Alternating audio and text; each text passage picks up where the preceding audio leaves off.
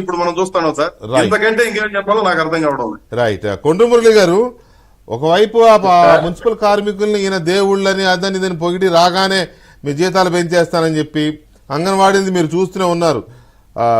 అసలు ఊరు వాడ ఏకం చేసేస్తున్నారు వాళ్ళు మా డిమాండ్స్ పరిష్కరించమని. ఇంత జరుగుతున్నా కూడా ఎక్కడ చీమగుట్టినట్లు కనిపించట్లా ప్రభుత్వానికి. ఇప్పుడేదో చర్చలకు పిలిచారు. విచిత్రంగా అసెంబ్లీ ఎలక్షన్ తర్వాత పరిశీలిస్తారంట. అసెంబ్లీ ఎలక్షన్ తర్వాత ఎవరు పరిశీలించాలో ఏంటో మరి వాళ్ళు ఎవరు కలలు కంటున్నారో అర్థం కావట్లా. మీ అబ్జర్వేషన్ ఏంటి? అంగన్వాడీలు, ఆశా వర్కర్లు, మున్సిపల్ కార్మికులు, వాలంటీర్లతో సహా ఎస్ఎస్ఏ సర్వశిక్ష అభియాన్ కార్మికులు.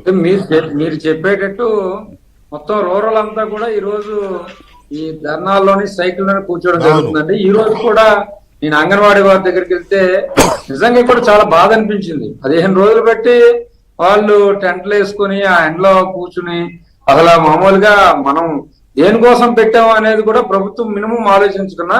ఇప్పుడు న్యూట్రిషన్ కావాలి, దానికోసం ఇవి పెట్టారు. మన దేశంలో ఎంత ఇబ్బంది అనేది హెల్త్ గురించి మనందరికి తెలుసు. అలాంటి అంగన్వాడీ టీచర్స్ కానీ లేకపోతే హెల్పర్స్ కానీ ఈరోజు వాళ్ళు నిజంగా అడిగేవన్నీ కూడా చాలా వరకు కూడా మనం అంటే ప్రభుత్వం ఇవ్వడానికి అన్ని విధాల అర్హత ఉన్నవి అడుగుతున్నారండి వాళ్ళు కూడా. నేను చూశాను. వాళ్ళు చూసిన తర్వాత ఇప్పుడు మనకు ఒక సుప్రీంకోర్టు ఒక రూల్ కూడా ఇచ్చింది, 26,000 మినిమం ఇవ్వాలి అనేటట్టు. అయినా కనీసం పోనీ ఇస్తారా కూడా తర్వాత కూర్చొని మాట్లాడాలి కదా, డైలాగ్స్ స్టార్ట్ చేయాలి కదా. 15 days వదిలేశారంటే అంటే ఇప్పుడు మనం ఇవన్నిటికన్నా ముఖ్యం ఈ రాష్ట్రాన్ని పరిపాలిస్తున్న జగన్మోహన్ రెడ్డి ఆయన ఒక నియంత అండి. 2019లో మీరు చూసే ఉంటారు, అది ఎవిడెన్స్ కూడా ఉన్నాయి. ఎమ్మెల్యేలు అసలు ఎమ్మెల్యేలు ఒక పెన్షన్ ఇవ్వలేరు, ఎమ్మెల్యేలు ఒక ఇల్లు ఇవ్వలేరు, అంతా ముఖ్యమంత్రి చేయాలని. నేనేమంటానంటే మరి ఈ రాష్ట్రంలో మరి ఎంపీటీసీలు, సర్పంచులు, జడ్పీటీసీలు, ఎమ్మెల్యేలు, ఎమ్మెల్సీలు అన్ని పని కూడా ఆయన చేసుకుంటామని చెప్తున్నాడు కదా. ఇప్పుడు అదే విధంగా నిజంగా కూడా పేరుకే అంటే మన బడుగు బలహీన వర్గాలకి మేము మినిస్టర్స్ ఇచ్చాము లేకపోతే చైర్మన్స్ ఇచ్చాము అని చెప్పుకుంటున్నారు. ఇప్పుడు నేను ఒకటైతే మీకు వికే గారు మీకు తెలుసు, ఈ రాష్ట్రంలో మోస్ట్ సీనియర్స్ ఉత్తరాంధ్రలో ఉన్నారు 2 మినిస్టర్స్ ఇప్పుడు వైసీపీలో కూడా. సో ఆ మినిస్టర్స్ ఒక మినిస్టర్ అయితే టీచర్ ను కూడా ట్రాన్స్ఫర్ చేసుకోలేడు ఆయన. చాలా మంది మరి అంటే ఇప్పుడు మేము రాజకీయాల్లో ఉన్నాం కాబట్టి ఏం జరుగుతుందో తెలిసిపోద్ది కదా. వెళ్ళి అడిగితే నేనేం చేయలేను, మరి అది సీఎం గారు చేయాలి లేకపోతే విజయసాయి రెడ్డి చేయాలి. ఎందుకంటే ఇంత పొజిషన్ లో ఇంత సీనియర్ గా ఉన్న మినిస్టర్స్ కూడా వారి సబ్జెక్ట్ వారు ఈ రోజు నిజంగా నిర్వహించలేకపోతున్నారు. ఒక టీచర్ ని ట్రాన్స్ఫర్ చేయలేరు, ఒక రెవెన్యూ మినిస్టర్ గుమస్తాను ట్రాన్స్ఫర్ చేయలేడు, ఒక హోమ్ మినిస్టర్ ఒక కానిస్టేబుల్ చేయలేదు ఈ రోజు. అంటే ఏం చేశారంటే పేరుకు మినిస్టర్స్ ఇచ్చారు, ఒక 5గురిని మాఫియాలో పెట్టుకున్నాడు జగన్మోహన్ రెడ్డి. అది దాంట్లో మన అందరికి తెలుసు, విజయసాయి రెడ్డి కానీ సుబ్బారెడ్డి లేకపోతే సజ్జల రామకృష్ణారెడ్డి, పెద్దిరెడ్డి, వీళ్ళతోనే మొత్తం టోటల్ గా అన్ని డిపార్ట్మెంట్స్ కానీ లేకపోతే ఏ విధంగా దోచుకోవాలని ఒక 5గురిని పెట్టుకున్నాడు. ఈ 5గురిని మనకు తెలుసు. ఈ రోజు అసలు సహజ సంపదలన్నీ కూడా ల్యాండ్, శాండ్, వైన్, మైన్ మొత్తం లక్షల కోట్లు దోచుకోవడం. అంటే ఈయన ప్రజలకి జవాబుదానం ఎక్కడా కనబడటం లేదు.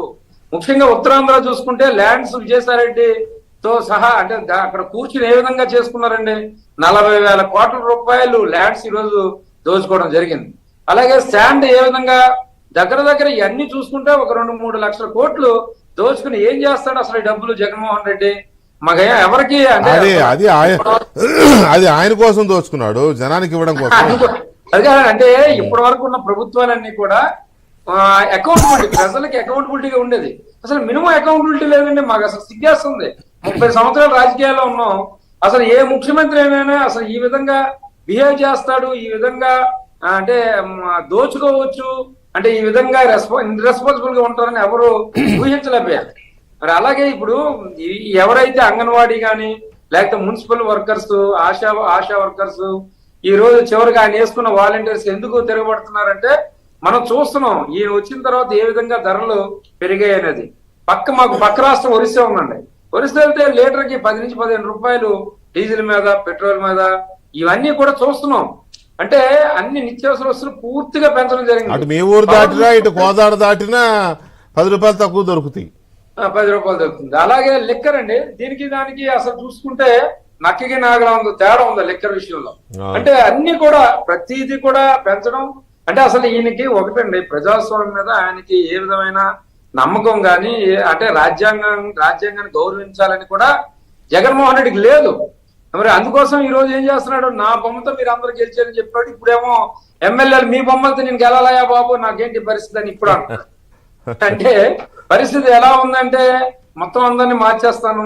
ఇవన్నీ కూడా ఒకటైతే వాస్తవం అండి, ఈ రాష్ట్రంలో ఎవరైతే ఆయన నమ్మి ఓటేశారో, ఎవరైతే ఎస్టీ మైనార్టీ బడుగు బలహీనరు వేశారో వాళ్ళకి ఈ రోజు వాళ్ళ దగ్గరుండి వాళ్ళకి సంబంధించిన పథకాలన్నీ తీసివేయడం జరిగింది.